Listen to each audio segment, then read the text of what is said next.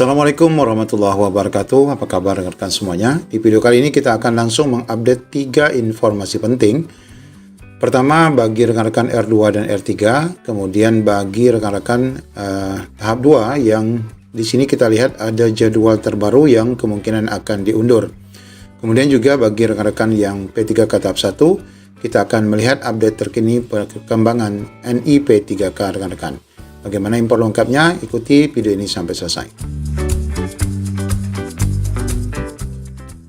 Baik Bapak Ibu, informasi pertama kita tujukan bagi rekan-rekan kategori untuk P3K tahap 2, di mana di sini kita sudah mendapatkan informasi terbaru berkaitan dengan rencana untuk pelaksanaan ujian tahap 2 dan lokasi ya.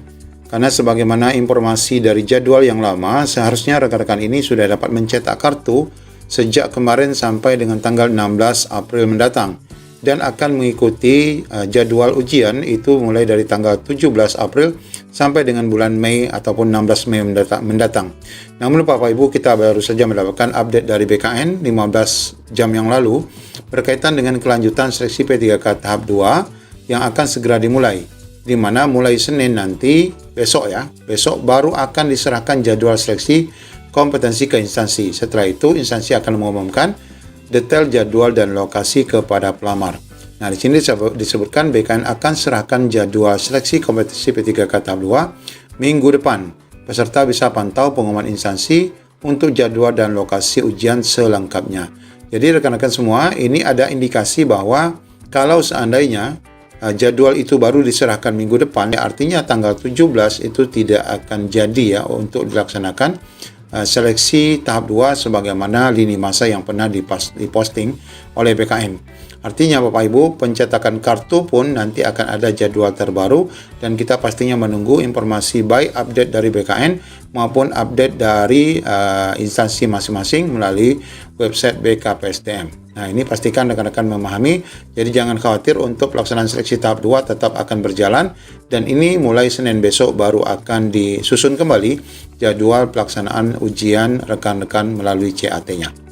Kemudian informasi kedua, ini bagi rekan-rekan R2, R3, di mana kita dapati bahwa banyak sekali Pemda yang tidak ajukan ataupun belum mengajukan P3K paruh waktu, di mana honorer ini mengharap rekan-rekan Pemda yang tidak mengajukan atau lambat mengajukan ini diberikan sanksi. Terlepas daripada ini Bapak Ibu, gabungan daripada Aliansi Honorer R2 R3 ini akan siapkan lagi aksi ya untuk besok ya di tanggal Senin. Nah, di tanggal Senin itu di mana ada aksi kembali ya untuk memprotes ataupun demo berkaitan dengan protes pengangkatan R2 R3 yang tidak kunjung dilakukan oleh Pemda. Ada 7 tuntutan ya, kita lihat di sini. Aliansi Honorer R2 R3 siapkan aksi 14 April 2025. Ada 7 tuntutan yang intinya meminta kejelasan nasib R2 R3 pada P3K 2024. Kami atas nama Aliansi R2 R3 Indonesia, Aliansi Merah Putih Forum Teknis Indonesia meminta kepada Presiden agar mengangkat P3K khususnya untuk rekan-rekan R2 R3 kejelasannya seperti apa. Dia menegaskan honorer R2 R3 sudah masuk database, sudah berkewajiban pemerintah untuk menuntaskan. Pengangkatan ini selanjutnya bukan P3K paruh waktu, tapi penuh waktu sesuai undang-undang. Nah, jadi Bapak Ibu bukan hanya tuntutannya untuk P3K paruh waktu, tapi juga agar segera dapat dilakukan yang penuh waktu. Dia menjelaskan aksi ini akan difokuskan di Istana Negara, serta aksi ditargetkan melebihi daripada aksi pada 18 Maret 2025 yang lalu. Nah, jadi Bapak Ibu ini sasarannya langsung kepada Presiden ya, agar proses pengangkatan ini tidak tertunda-tunda. Karena kalaupun dilakukan di kantor PAN RB, kantor BKN, ini kurang menggigit karena memang kebijakan akhirnya itu ada di Presiden Prabowo. Insya Allah puluhan ribu honorer R2 R3 akan turun ke jalan lagi meminta hak-haknya. Adapun detail tuntutannya sebagai berikut. Ya, kita lihat ada 7 tuntutannya. Yang pertama menuntut hak R2 R3 menjadi penuh waktu. Nah, jadi tuntutannya tidak lagi ke paruh waktu, tapi penuh waktu sesuai undang-undang. Kedua, mendesak Menpan RB untuk membuat regulasi membuka ya kembali pengusulan formasi jabatan kepada Pemda. Ya, karena sampai saat ini Pemda adem-adem aja nih ya, karena fokus tahap 2, kemudian fokus tahap 1, sehingga untuk paruh waktu ini sepertinya diabaikan. meminta mekanisme percepatan pengangkatan paruh waktu jika penuh waktu tidak memungkinkan saat ini. Nah, ini benar sekali, karena memang itu adalah skema yang benarnya. Nah, kemudian di mana di situ adalah akan diminta adanya legalitas SK paruh waktu, menuntut kejelasan gaji paruh waktu, besarannya UMP atau MR tadi, kemudian masa waktu pengangkatannya itu paruh waktu ke penuh waktu itu adalah hanya 1 tahun ya maksimal, atau kalau boleh 6 bulan saja. Kemudian afirmasi harus melekat untuk honorer R2 R3, artinya kalau seandainya nanti pengangkatan ada ke depannya, itu harus diprioritaskan bagi rekan-rekan yang sudah paruh waktu. Meminta pemerintah pusat mengeluarkan PP oleh Presiden Prabowo untuk pengangkatan seluruh R2 R3 menjadi penuh waktu. Jadi ini secara berjenjang ya tuntutannya. Kemudian tuntutan kelima, menuntut pemerintah pusat memprioritaskan pengangkatan R2 R3 menjadi penuh waktu terlebih dahulu sebelum melaksanakan CPNS dan P3K tahun 2025. Kemudian yang keenam, menuntut percepatan penerbitan PP manajemen ASN yang sampai saat ini benar sekali tidak kunjung turun. Kemudian yang ketujuh, menyerahkan seluruh pembiayaan pembelajaran P3K kepada APBN. Ini memastikan bahwa Pemda tidak ada alasan lagi untuk mengatakan tidak ada anggaran, karena memang sudah sepenuhnya diserahkan kepada APBN oleh pusat ya, penggajirannya sebagaimana pembayaran gaji untuk PNS. Nah, ini informasi kedua berkaitan dengan rekan-rekan R2 R3. Kemudian informasi selanjutnya adalah berkaitan dengan informasi penetapan NIP untuk rekan-rekan tahap 1 yang kembali diposting oleh Kandik masing-masing.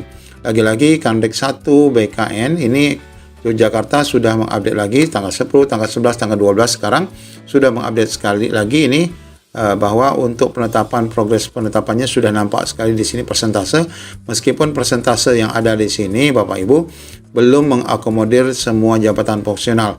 Hanya beberapa daerah saja yang sudah mengakomodir jabatan fungsional. Contohnya di Kebumen sudah semua, Demak sudah semua, kemudian di Blora sudah semua, kemudian Banjarnegara sudah semua, serta Jawa Tengah sudah mengakomodir semua jabatan fungsional dari P3K, baik teknis, nakes maupun guru. Sedangkan yang lain itu belum. Yang DIY sudah ya, DIY sudah kecuali tenaga kesehatan. Sedangkan yang lain yang sudah lagi adalah di Pemalang yang sudah mengakomodir semua formasi, kemudian Semarang juga sudah, Sragen juga sudah, kemudian Sukoharjo juga sudah, Temanggung juga sudah, kemudian Magelang juga sudah, Semarang sudah, kemudian Surakarta sudah. Yang lain masih belum ada perkembangan penetapan secara keseluruhan. Kemudian update terbaru juga di Kandik 2 per 12 April juga. Ini kembali diupdate untuk Kandik 2 yang cukup cepat ya, kita lihat. Kita sampaikan yang P3K, di mana di sini progres penetapan yang sudah 90% dan 100%. Untuk P3K guru, kita lihat yang 100% saja ya, di Mojokerto, Pacitan, dan Pamekasan, serta Ponorogo dan Probolinggo. Sedangkan lagi yang lain Gresik dan Bojonegoro. Kemudian lagi yang sudah 100% adalah di Sampang dan Sidoarjo, serta di Sumeneb. Kemudian di Blitar, kemudian lagi di Mojokerto, kemudian Pasuruan dan Probolinggo. Sedangkan yang lain masih belum 100. Kemudian untuk nakesnya 100% di Jawa Timur, Bangkalan, Banyuwangi, kemudian Bojonegoro, Bondowoso, kemudian Gresik, kemudian Jombang, kemudian Lamongan, kemudian di Madiun, Magetan, Malang, Mojokerto, Nganjuk, Ngawi, Pacitan, Pamekasan. Kemudian yang 100% lagi adalah di Probolinggo, kemudian di Sidoarjo, di Sumeneb, kemudian di Pemkot Batu, Kediri, dan Probolinggo. Kemudian untuk nakes yang sudah 100%, kita lihat yang nakes 100%, maksud kami teknis ya. Ini di Mojokerto, kemudian di Pacitan, Pamekasan ya. Kemudian Probolinggo, di Sampang, Sidoarjo, kemudian di Sumeneb, di Blitar, kemudian udah itu aja yang 100%. Sedangkan lain sudah cukup banyak, sudah 90 dan 80. Ini sebenarnya sudah sedikit, namun yang 100% ini yang kita update untuk memastikan rekan-rekan dapat segera menerima SK. Kemudian update untuk Kandik 5 ya, Jakarta. Ini kembali mengupdate juga untuk pertanggal 12. Baik, kita lihat untuk yang sudah saja, Lampung Tengah 88, Bandar Lampung 88, 85 Tanggamus, 93 Pesisir Barat. Kemudian yang 74 di Tulang Bawang, 91 di Tulang Bawang Barat, 100% di Mesuji, 88 Pasawaran, 95 Lampung Selatan, 51 Lampung Tengah, 98 Lampung Barat, Lampung Timur 87. 89 di Kalimantan Barat, 100% Pontianak. 34 di Singkawang, 100% Sintang, 100% Mempawah. 88 Sambas, Bengkayang 100%, 92 di Kapuas Hulu. Kemudian 76 Sanggau, Landak 72, 92 Ketapang, Sekadau 65, 89 di Payung Utara, Kubu Raya 92. Ini di Kanrek 5, sedangkan Jakarta sendiri masih 0 ya. Kemudian Kanrek 8 yang juga mengupdate di tanggal 10 ya. Kanrek 8, nah kita lihat yang posisi proses perip ya, yang sudah 0 ini berarti sudah semua ya. Yang sudah selesai semua itu di Bangka Barat, kemudian di Bangka Selatan, kemudian di Bangka Tengah. Banyuasin tinggal 1. Kemudian Batanghari sudah selesai. Belitung tinggal 3, Belitung Timur tinggal 1. Kemudian Bengkulu Tengah tinggal 2. Yang selesai Bengkulu Utara. Kemudian lagi di Musi Rawas Utara tinggal 2. Kemudian di Omering Ulu Selatan selesai karena memang hanya 3 saja. Nah, yang lain masih banyak ya. Nah, kemudian yang selesai lagi adalah di Pagar Alam ya. Pagar Alam, kemudian Lubuk Linggau tinggal 2, di Kota Jambi tinggal 3, kemudian di Palembang tinggal 3, sedangkan di Prambubungli juga sudah selesai. Kemudian, nah itu ya untuk perkembangan di Kanrek 8. Kemudian update terakhir di Kanrek 12 yang sudah juga mengupdate. Kita lihat progres-progres sisa ya yang ada di Kanrek 10 khususnya untuk P3K tenaga teknis. Di sini kita lihat yang sudah selesai semua progresnya adalah di Kabupaten Bintan ya. Meskipun masih ada BTS 214 dan pending 289, progresnya sudah selesai. Kemudian Dalmasraya sisa 20. Kemudian yang sudah tinggal sedikit ya di Anambas ya sisa 2. Kemudian yang sudah selesai di 50 kota tidak ada lagi, BTS-nya 3 saja. Kemudian yang sudah selesai di Natuna hanya ada BTS 18. Kemudian yang sudah selesai lagi di pesisir selatan sisa 10 ya. Kemudian 13 di Sijunjung sisa 13. Yang sudah selesai semua di Tanah Datar hanya 12 orang saja. Yang sudah selesai juga adalah di Bukit Tinggi menyisakan 5 BTS. Kemudian yang Kota Dumai menyisakan 29.